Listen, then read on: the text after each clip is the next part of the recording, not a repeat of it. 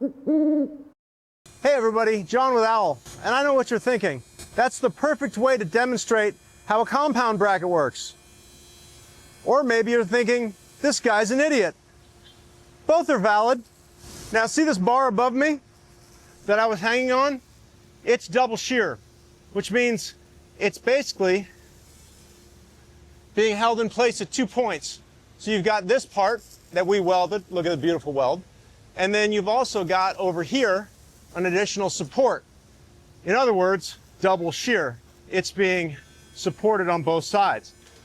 So now you can clearly see that this is only being supported by one side. That's how your upper shock bolt on your Sprinter van is from the factory. On this Owl ladder, let's pretend that this is the bolt that holds the shock up, and it is attached to your vehicle like so. Now, if it's only screwed into the vehicle like that, and the shock absorber is constantly going up and down on that bolt, well, you're essentially work hardening it until it snaps about right there, and then it's stuck in your vehicle forever. And by forever, I mean several hours of Owl's labor to get it out that you'll have to pay for. I was saying, as this goes up and down on the trail, you're going to work harden that bolt right there. So if a bolt, let's say a grade 8 bolt, can hold 10,000 pounds, well, if you've got it here on one side, it can hold 10,000 pounds. But if you support both sides, all of a sudden, it can support 20,000 pounds. It's roughly double the strength. When this breaks on your Sprinter van, it oftentimes snaps the bolt off right where it work hardens, right at the junction of where the threading ends, and it goes into either the unibody or the frame rail. It's a real pain because not only does your shock come off, at least the top, but even if you have a spare bolt, you can't put it in because the other one's already broken off in there. So now I'm going to show you the difference between double shear with the additional bracket, which are additional support, which would be the equivalent of our compound bracket, and single shear. Now I only get one shot at this, so I better not screw it up. I'm going to lift my knees. Nope, comes right down.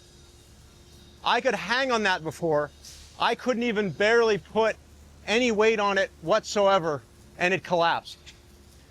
That, my friends, is why whether you have stock suspension or aftermarket suspension, a single shear configuration is not strong enough to last.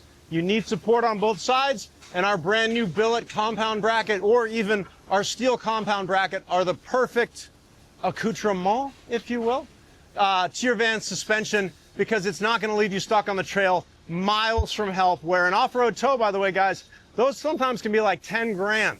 So cheapest insurance you can buy. So why do we make two versions of the same thing? Well, it's because this one is a whole lot cheaper to make. Again, not as beautiful as this one. I'm just going to let you admire it. But we didn't feel safe in selling suspension kits that didn't have one of these because that bolt is just too prone to failure. And the way these work is this.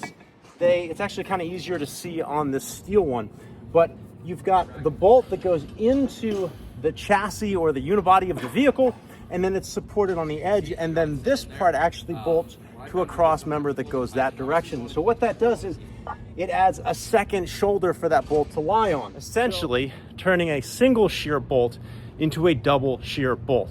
Again, beautiful and expensive, functional and utilitarian, but either way you go, a compound bracket is a critical piece of gear both for stock suspension and for off-road suspension. So we offer it in every single kit that we sell, and if you want to upgrade to our brand new Billet compound bracket, you can. I can't end this without talking about this bracket. This is machined from a solid block. There's a lot of folks out there, ooh, that was a loud noise. There's a lot of folks out there that claim Billet. And what they do is they make a bunch of parts and then they bolt them all together. That's not Billet. This was a single block of aluminum that weighed probably, this right now probably weighs about 8 pounds. So that block of aluminum was probably, I don't know, 12 pounds.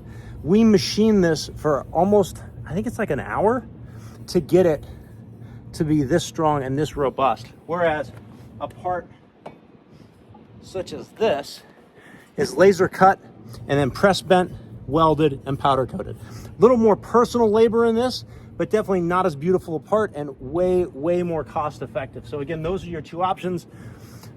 Hopefully you no longer think I'm the village idiot who's hanging from an aluminum bar in our warehouse, and you now understand why I did that demo, to show you why there's such a vulnerability in your rear shock bolt. Hopefully this has been informational. We have a lot more videos on our channel about all aspects of your Sprinter van or overlanding. So if you want to check those out, hit the like and subscribe button. I'll try that again. Hit the like and subscribe button. I hate saying that. If you don't want to, then don't.